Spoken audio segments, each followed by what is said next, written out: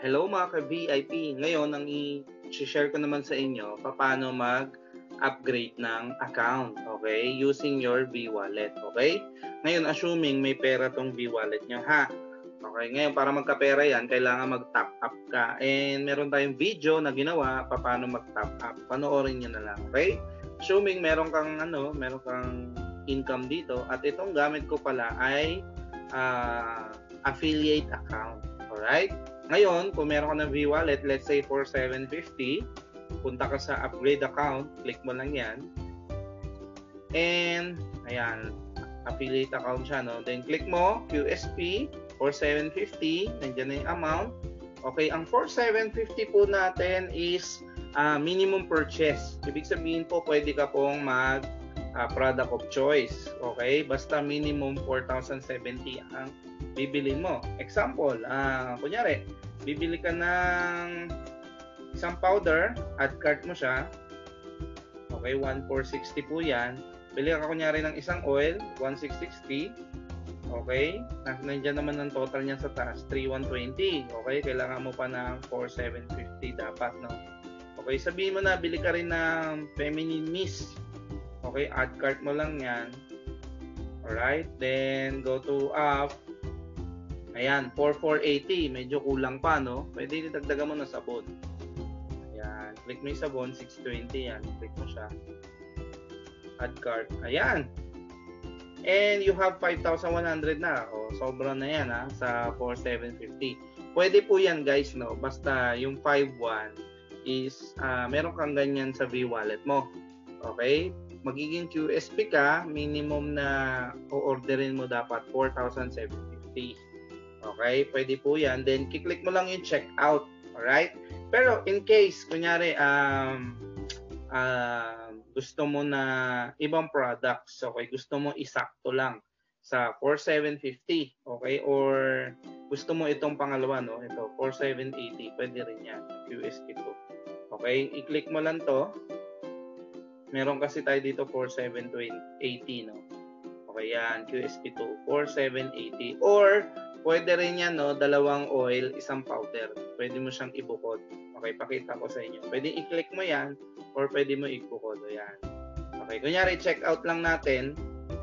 Okay, dito mo siya may edit sa next na slide. Okay, sabi din, no? Isang powder, dalawang oil. Okay, lagay mo dalawang oil. Update. Ayan. Tapos, pwede mong alisin to. Okay, remove mo siya. And isa din to. Ayan, check out uli. I-remove mo rin tong aging soap. Remove.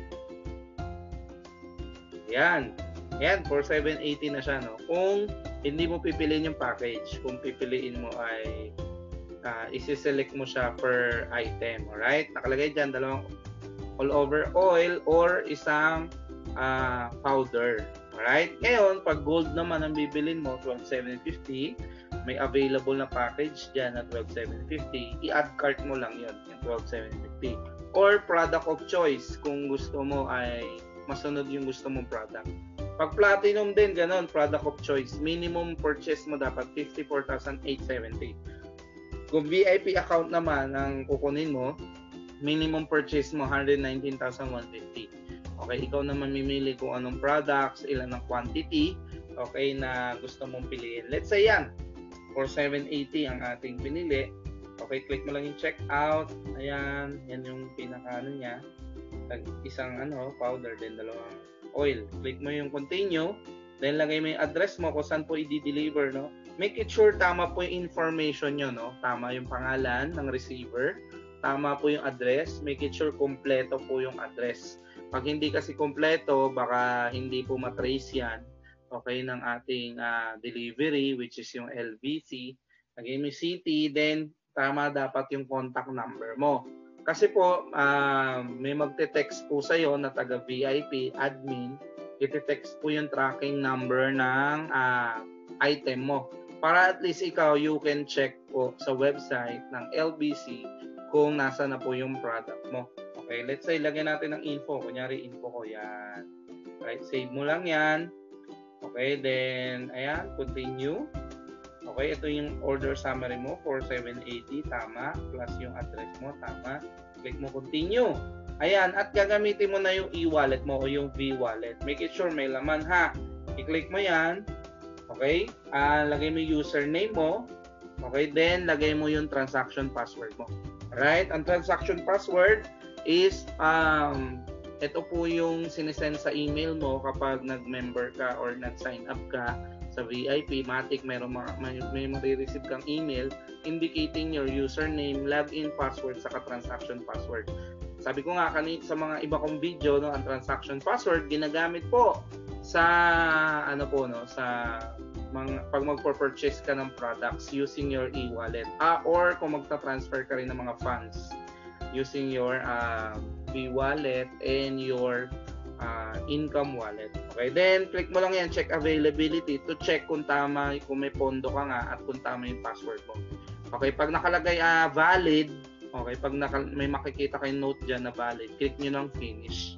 Okay, pag na-click na yung finish, automatic na po yan. Pag bumalik ka sa dashboard mo, okay, magiging na po yan, magiging QSP account na po ang inyong account.